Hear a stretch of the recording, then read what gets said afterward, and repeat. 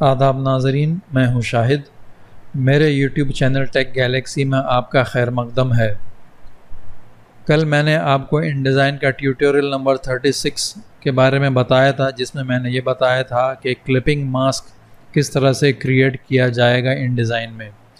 तो आज का वीडियो नया कुछ नहीं है, कल के वीडियो का रिवीजन है, जिसमें मैं आपको बताऊंगा कि मास्क मैंने किस तरह से बनाया था और हम InDesign में भी किस तरह से मास्क को बना के बैकग्राउंड को गायब कर सकते हैं। तो चलिए शुरू करते हैं।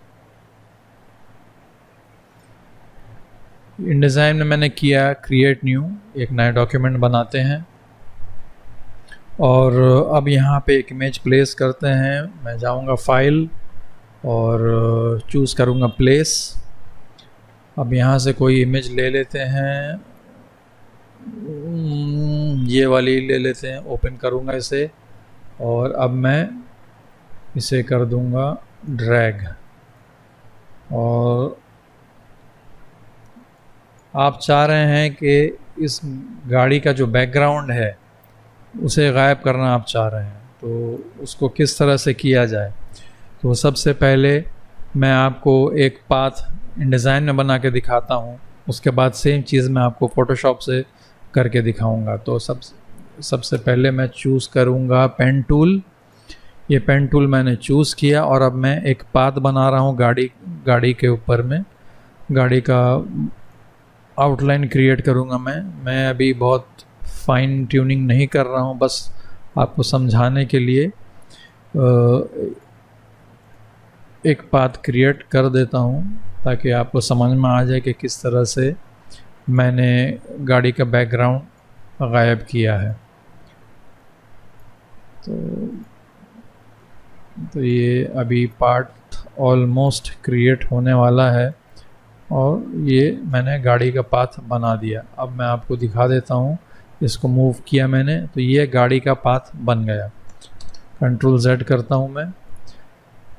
अब मैं करूँगा इसको, इमेज को सेलेक्ट, क्लिक करके सेलेक्ट किया मैंने।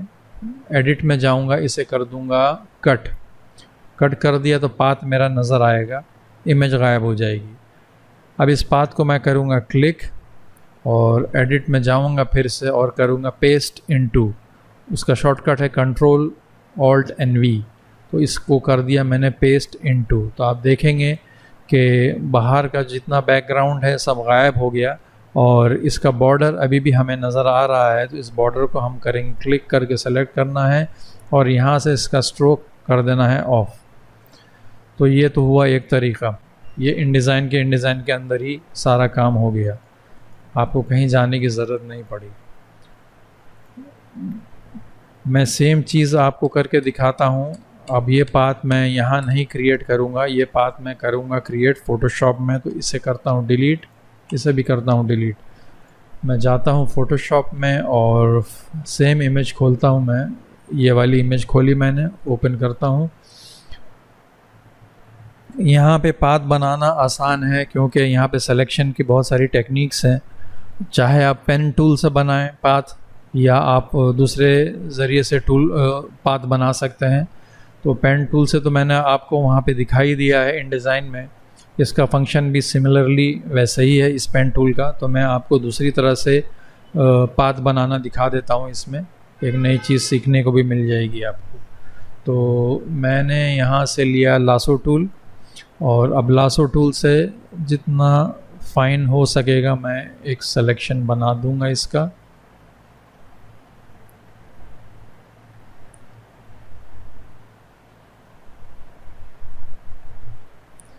ये मैंने इसका सिलेक्शन बना दिया है।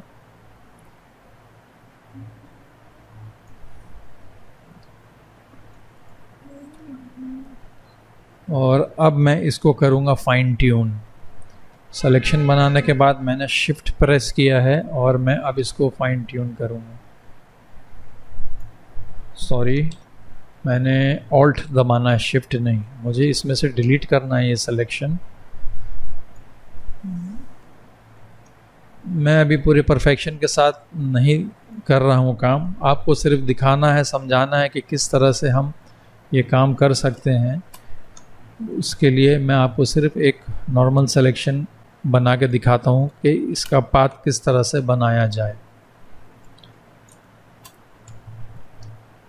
ये वन ऑफ द टेक्निक्स हैं फ़ोटोशॉप में। ऐसे बहुत सारी टेक्निक्स आप पेन टूल से भी बना सकते हैं और इसके ऊपर पेंट करके भी आप सिलेक्शन बना सकते हैं। ये मैंने माइनस कर दी सारी सिलेक्शन और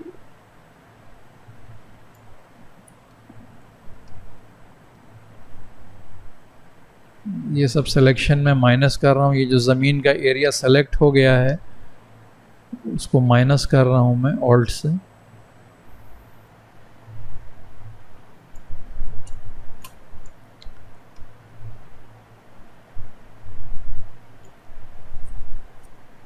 सिलेक्शन बहुत अच्छी नहीं बनी है मगर आपको समझाने के लिए काफ़ी है।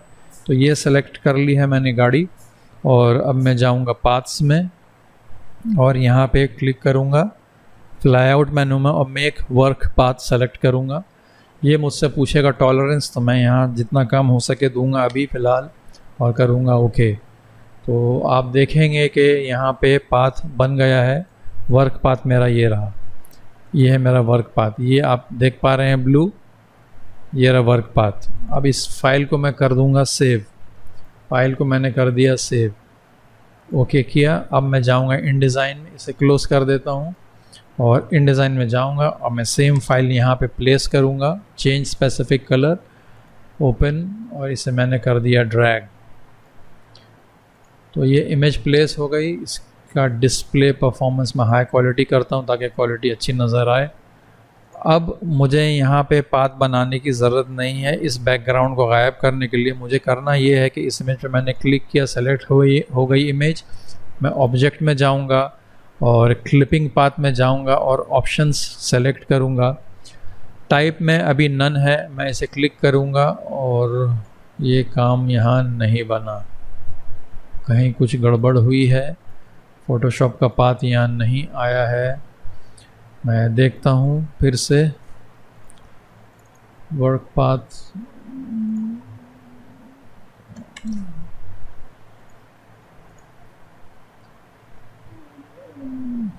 मैंने शायद सेव नहीं किया था पाथ को।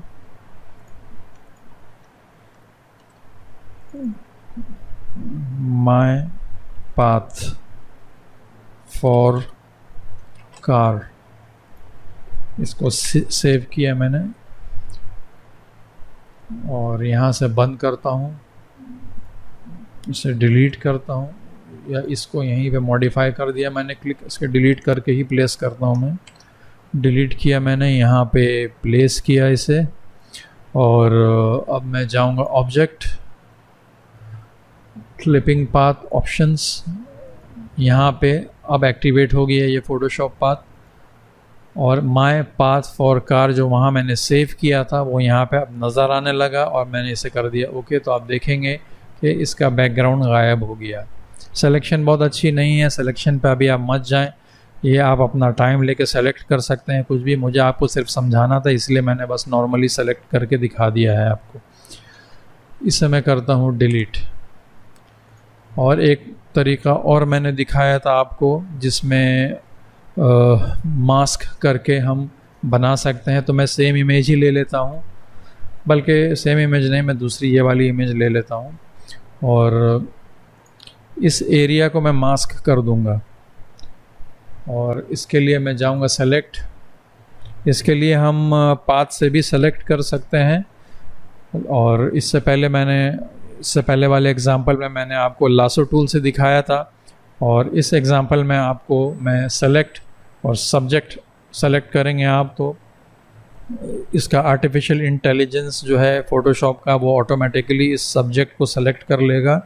मैं इसे एनलार्ज करके आपको दिखाता हूँ कि ये जो मार्चिंग एंड्स आप देख रहे हैं उसने पूरे एरोप्लेन को, जो फाइटर जेट है, इसको सेलेक्ट कर लिया है। बस ज़रा सी खामी यहाँ रह गई है तो मैं उसे लासो टूल से करेक्ट कर सकता हूँ और यहाँ प्रेस करूँगा ऑल्ट और मैं यहाँ पे इसे फाइन ट्यून कर दूँगा।